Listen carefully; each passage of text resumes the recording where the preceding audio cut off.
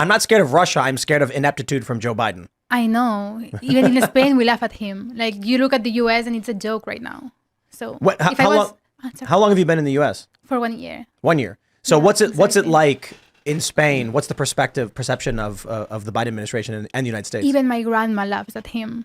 And she has no idea about politics. Like, you look at the US, what's supposed to be like the strongest and most amazing country on earth. And you have a guy that cannot even speak English. I speak better English than Joe Biden. And I just have been here for That's 1 true. year. So people laugh at the US. What about Trump, though? They respect him. They can think he's an asshole because of the media, but they respect him. It's like, okay, it's a strong country under Trump. I feel like we're living under a cult, right? I mean, I call the left a cult a lot. But this narrative that they constantly put out, it's like, it's a parallel reality. You know, it was Max Kaiser and Stacey Herbert were talking about it, that they were overseas in the first Trump election in 2016. Mm-hmm. And so they were like, oh, there's no way Trump's going to win. Everything we've seen in the media says he's going to lose. And then when they came back to the US and saw the signs everywhere, they were like, Trump's going to win. Like the reality on the ground with people is so dramatically different from what the media has been showing everybody. That's the problem. In the US, they say Trump has made us a laughing stock around the world. I've not really experienced that.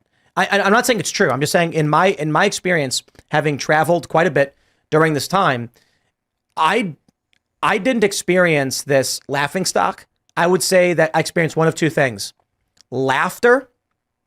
Laughter in two forms: either at the expense of Trump a little bit, but not in this idea that everyone was laughing. I would say it was actually a lot of it was unease and concern of like what's going on, what's happening to the United States. Yeah. But there were a lot of people that I had met, and this one's extremely obvious. The other experience I had, especially all over Europe, is we love Trump. We need Trump here. So many people, the ones that do a little bit more of research rather than just looking at watching on TV, they love Trump and they are jealous of the US of when they had Trump, and hopefully they will have Trump again. But most of the people that only watch the news on TV, they think that he's a bad person, that he does all these rude jokes. But they respect him though because he looks strong. Well, yeah, he looks crazy.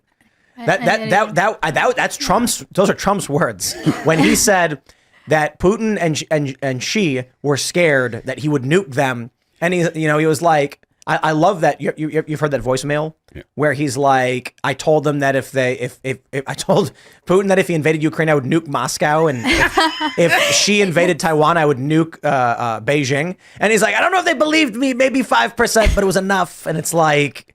Yikes, man. It's true. I was asked, I debated Destiny last weekend, and during the debate, near the end of the debate, the moderator, Wick, asked me, what's the most because I was claimed that we're in a fascism system right now. We have a system of and it's not all fascism or none. It's like a gradient scale, 1 to 100, and we're somewhere on that scale that's more than I'm comfortable with. He was like, what's the most fascist institution in the U.S.?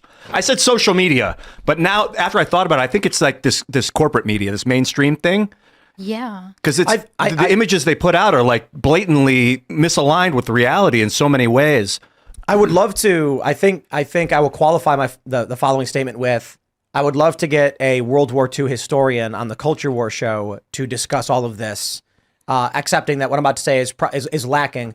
I read, I think 2.5 academic papers on what Nazism was, what fascism was. And so typically when people refer to fascism, they're saying authoritarian. But fascism actually had specific tenets, and it was this like traditionalist, collectivist, authoritarian.